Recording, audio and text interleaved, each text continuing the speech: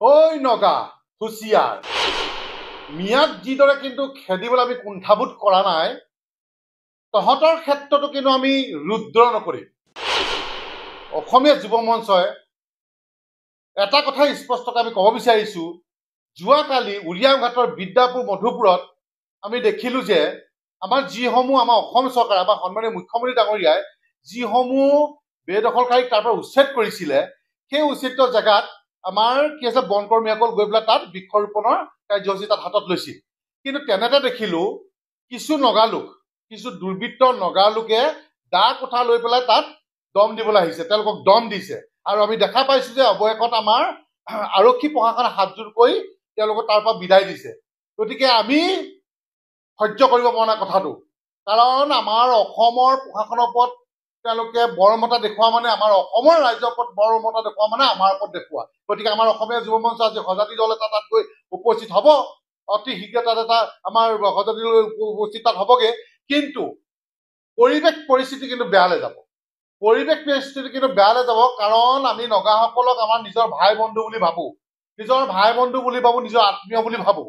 গতিকে তেওঁলোকে তেনেকুৱা ধৰণৰ কাণ্ড কৰিলে কিন্তু আমি কুণ্ঠাবোধ নকৰিম। তেওঁলোকে যদি দা কোঠাৰ ল'বলৈ হয়, আমি কিন্তু ধেনুকাৰ ল'বলৈ বাধ্য হ'ম, আমি কিন্তু জাঠি জোং ল'বলৈ বাধ্য হৈ যাম। কিন্তু চিধা সদায় কৈ দিছোঁ, কিন্তু মিয়াৰ ক্ষেত্ৰত আমি যেনেকৈ কুণ্ঠাবোধ কৰা আপোনালোকে দেখিছে, কিন্তু লগা তোমালোকৰ ক্ষেত্ৰতো কিন্তু আমি কুণ্ঠাবোধ নকৰিম।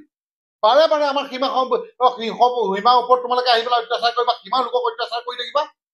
তোমালোকৰ ইমান পাহাৰে গোটেই পাহাৰখন তোমালোকৰ দিয়াই আছে, আকৌ আহি পেলাই তোমালোকে ইয়াত মাটি বিচাৰিবা, কি কেনেকুৱা গ্ৰহণযোগ্য কথা। গতিকে আমি সন্মানীয় মুখ্যমন্ত্ৰী ডাঙৰীয়াক এটাই অনুৰোধ জনাইছোঁ, দিল্লীত আপোনাৰ চৰকাৰ আছে, দিল্লীত আপোনাৰ চৰকাৰ আছে, গতিকে আপুনি দিল্লীত আপোনাৰ চৰকাৰ, অসমত আপোনালোকৰ চৰকাৰ, গতিকে আপুনি এটা নগালেণ্ড চৰকাৰ তথা আমাৰ অসম চৰকাৰ তথা দিল্লী হাইকমাণ্ডৰ লগত এটা বৈঠক বহি আমাৰ এটা স্থায়ী সমাধান কৰক। এইটো এই সীমা সমস্যাটো স্থায়ী সমাধান হিচাপে আপোনালোকে সমাধান কৰক। কিয় এতিয়ালৈকে এই বৰ্ডাৰ ইছ্যুটো আপোনালোকে সমাধান কৰিব পৰা নাই? প্ৰয়োজন হ'লে কাটাতাৰ লগাই দিয়ক। বাংলাদেশৰ যিভাগে আপোনালোকে কাটাতাৰ লগোৱাৰ ব্যৱস্থা কৰিছে, আমাৰ নগালেণ্ডৰ লগত আমাৰ কাটাতাৰ লগাই ব্যৱস্থা কৰক, মেঘালয়ৰ লগত ব্যৱস্থা কৰক। সেইদিনা দেখিছোঁ মেঘালয়ত তেনেকুৱা এটা পৰিস্থিতি, যোৱাকালি দেখিলোঁ এইটো নাগালেণ্ডৰ নগাসকলে আহি পেলাই তেনেকুৱা কৰিছে। আৰু এইফালে মিয়াই হেঁচা মাৰি ধৰিব, নগাই হেঁচা মাৰি ধৰিব, মেঘালয়ে হেঁচা মাৰি ধৰিব।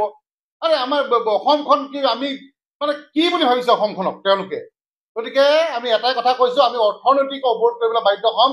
সম্পূৰ্ণ যিমান নগালেণ্ডৰ ৰাস্তা আছে, ডিমাপুৰ হওক, আমগুৰি হওক, মৰিয়ানী হওক, সকলোতে কিন্তু আমি অৰ্থনৈতিক অৱৰোধ কৰিবলৈ বাধ্য হ'ম। মুখ্যমন্ত্ৰী ডাঙৰীয়াক আপোনাক অনুৰোধ জনাইছোঁ, আপুনি ইমান ধুনীয়া ধুনীয়া ভাল ভাল কাম কৰি আছে, গতিকে আপোনাক এটাই অনুৰোধ জনাইছোঁ যে এই নগা ক্ষেত্ৰতো আপুনি কিবা এটা হস্তক্ষেপ